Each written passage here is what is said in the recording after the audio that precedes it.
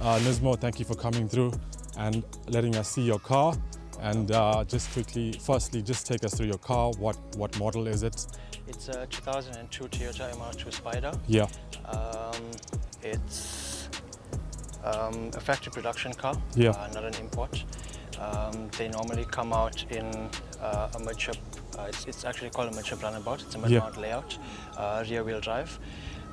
These cars normally come with a 1ZZ motor. Yeah. This has actually been modified. It's got 3SG beams motor in it. Yeah, so that's essentially why we're here, to look at what you've done with the car.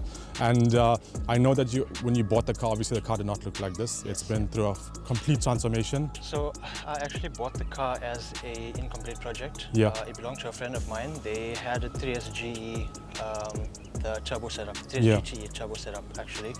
The car's been through, it was completed by a few guys. Yeah. And when I bought it, it had issues. It was heating and the injectors were damaged. So I bought it and I got it running. But because of the layout of the car, I kept breaking shafts on it. So I opted to go aspirated. Yeah. To put the power down easier and make it a more enjoyable Yeah. car. And just to give the viewers some insight into your car history, this is not your first JDM car, because I've known the cars that you've owned for some time. So the car that actually got me the nickname Nismo is the Sentra that I used to own. It was SR20 VVL. Yeah. And I had that car for a long time. That was the first car that I bought. Yeah. And then from there, I've been through quite a few JDM cars. I've had a Type R Turbo. I've had a few other cars like a F1 Megane. I had a Cupra TDI. Yeah. So it's safe to say that you're a hardcore JDM enthusiast. I grew up in a family that was into cars and into automotive racing. And you've taken over. Yes. Yeah, and just quickly, just take us through the car. Let's start with the wheels. Okay, it's got lightweight 8.25J Volt T37 replicas. Yeah.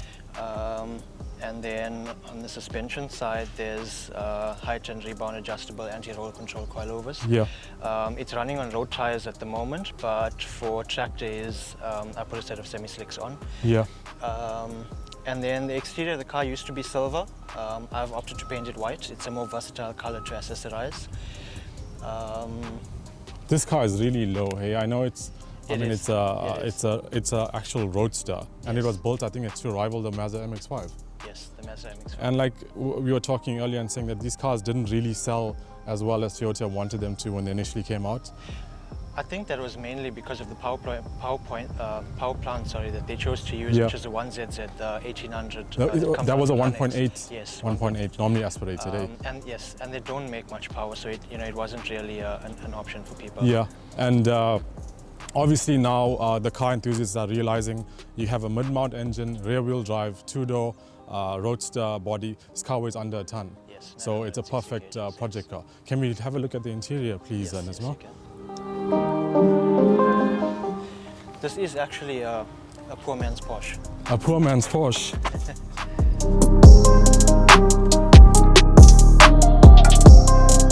Oh, it's proper roadster in here, eh? Inside is this is my favorite office. Yeah. It's mostly stock. I've removed the soft top. And then I've just added the Sparco weighted shifter and the quick release Sparco steering wheel as well. That's the shifter. And this car is actually convertible, and as you're saying, you have a hard top. The hard top comes off, yes. Okay, can we open the engine cover? Yes, we can. That's where the fun happens.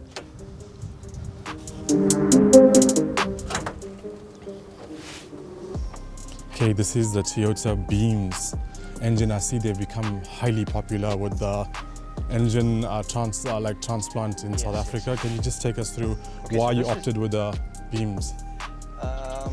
The reason why I opted for the Beams was because I have a passion for JDM engines, and this is one of the high revving engines that makes a nice amount of torque. Yeah. Having a high revving engine means that it just makes it a lot better for the track. Yeah. It's a lot more predictable. Yeah. And you can pace yourself through the power. Yeah. The reason why I opted to go Beams in this car was because I wanted to keep it Toyota, and this was one of the engines that's easy to mod. Yeah, and what gearbox are you running here? It's got an S54 gearbox that comes out of Toyota Celica. Yeah.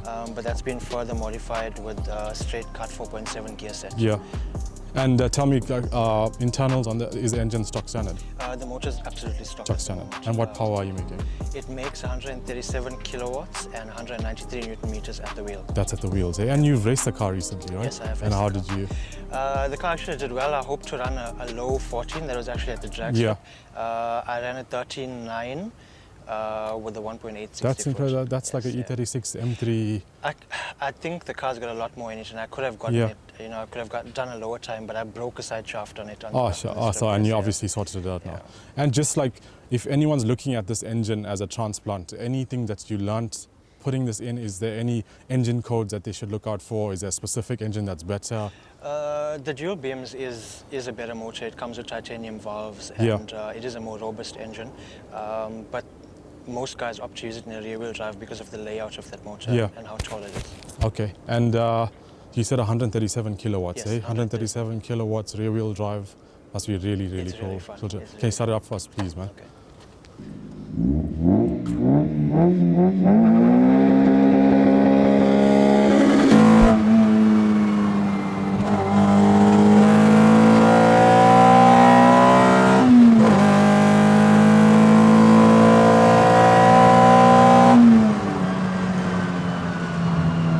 Sure, this car goes. It's like a go-kart for real. That's the rubber from the side of the windscreen. Oh, okay, okay. You want me to take it out? No, it's fine. It's fine.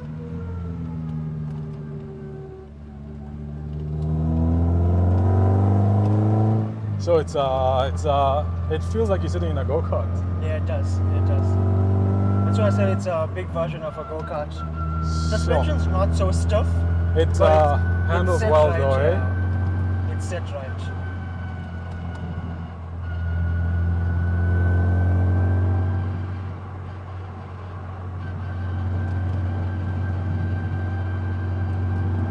The Beams engine has like a nice power band, eh? Yes, and you feel the power coming at around 4,000 RPM when the VVT comes in. Yeah. It becomes alive and you feel that torque and... It's similar to VTEC, the VVTi system. It's actually, it's not valve lift, it's valve timing, but it still feels about the same.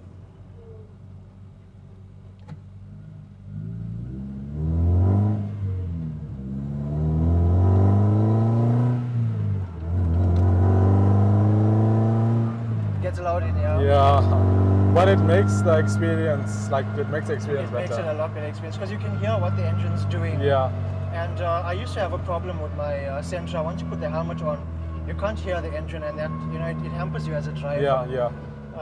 But with this car, you can hear everything that it's doing, even with the helmet on, because it's so loud in here.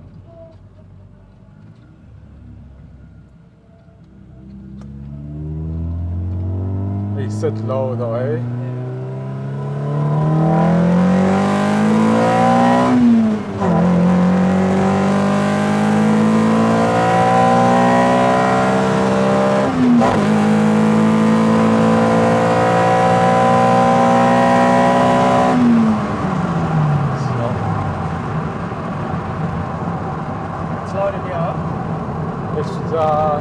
It gives you like butterflies. It's a nice adrenaline rush, basically. Yeah. We'll go up here and then throw out your map.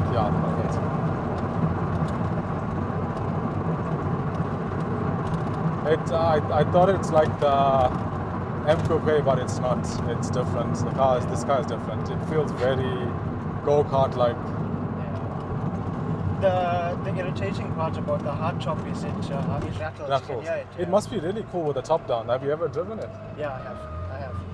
And Nismo, like the Beams engine is the 3SGE engine code, right? Yes. The 3SGE is the Beams aspirated, then you get a 3SGE. Yeah. Which is the turbocharged version. The 2-liter turbo. Yes. That was in South Africa first before this motor, like the popularity. That engine actually never came to South Africa. And what is someone like expecting to pay for this engine just to buy it from an import? They're selling around 20k a pop without the transmission. So 20k and management that you're running here? I'm running a Dictator. I had a power mods in, but I had quite a bit of issues with the power mods, so I switched to Dictator. It's a more reliable management, and we know Dictator. So, yeah. And your car is tuned here in Richards Bay? Yes, yeah.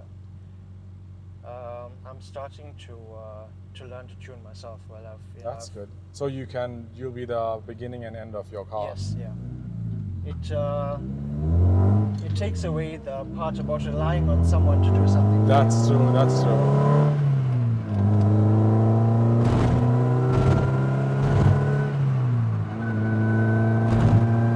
Because I see the guys are putting the Beams engine in the Toyota RXIs and stuff. Yes, yeah, they are. I think the 20 valve, the 4AG 20 valve was a bit of a more unreliable engine. Yes, yes. And I know it was hard to get power out of them as well. and they consume a lot of oil. That's what I've heard. I'm not sure if it's true. They're also prone to running bearings as well. I'm not sure what the reason for that is, but you know, it's a known phenomenon on those motors. Yeah. Beams. This is the first time I'm going in a Beams powered car. I understand like the hype why everyone's putting Beams in. They're a lot more fun in the rear-wheel drive layout with the dual beams. Yeah. A lot of guys are building spin cars and drift cars out of them as well. Yeah. One of the guys I met in a previous feature, he said the Beams engine was a collaboration between Toyota and Yamaha. This is also a collaboration between. On the side cover, it's got the Yamaha stamp. Yamaha. Okay. So the head design is really, it's really efficient. Okay, there is power to be gained in the head from doing head work, but not a lot because of the design of the head from Yamaha themselves. Okay, so they collaborated to do the actual head work actually of the car. Yeah. Shit, that's cool, man. This engine came out in the Toyota Celica. Celica, yes. Celica, sorry for that, Celica. The motor that I'm using is actually the grey top beams. It comes out of a Toyota RAV4. The red top beams is Toyota RAV4 like the SUV? Yes, but they never. I don't think the RAV4s in SA came with the grey top beams. It's actually the import. That's crazy. We have a SUV engine in this car and it's going like this. Yeah. You wouldn't believe it. The SR20 VVL as well. Yeah. It comes out of a saloon Primera, and that's also been turned into a high performance motor. Yeah. And like you were telling me earlier, you're busy building a Toyota, a Nissan Sentra 2-liter 16 turbo. Yeah, it's a SR20 VVL turbocharged. Okay. That car's getting some nice parts. It's got, I've bought a real Garrett turbo for it. Yeah. Altec management, 1000cc injectors, turbo smart wastegate and dump valve. It's got, whatever I can get of the best, that's what I'm putting in that car. And you are doing everything yourself in-house? Yes, yeah. So at home, in my garage.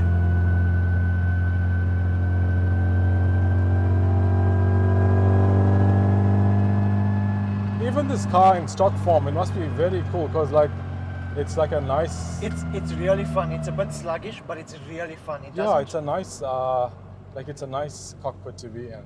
It doesn't. Do a launcher. You can try if you want to.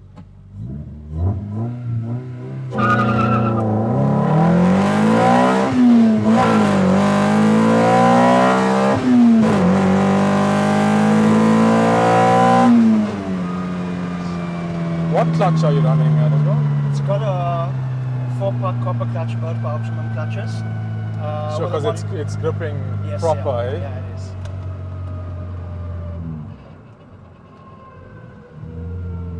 This is a toy, man. Yeah, it is. It's really, really fun. I don't even think you need to go turbo. This power is sufficient for to drive. Yes, that's what I was saying about using it as a track car as well. It will be a lot more predictable, and the power delivery, not the power delivery, the throttle response of an aspirated engine, you don't get from a turbo motor. Yeah, especially, if you want to be precise on the track. Yeah, definitely. And any future plans for the car as well? I'm busy building another cylinder head with cams and a rev kit and doing some head work on it. Yeah. I'm trying to get the torque to around 240 Newton meters. And whatever other power it makes, that'll be a bonus. In kilowatt form, that's just a bonus. But that's about it. And then I'm busy trying to get myself LSD, a helical LSD.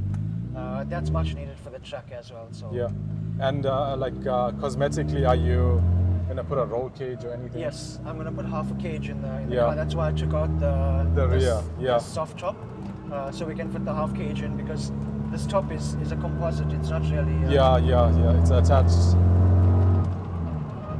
Very cool, man. Very, very cool car.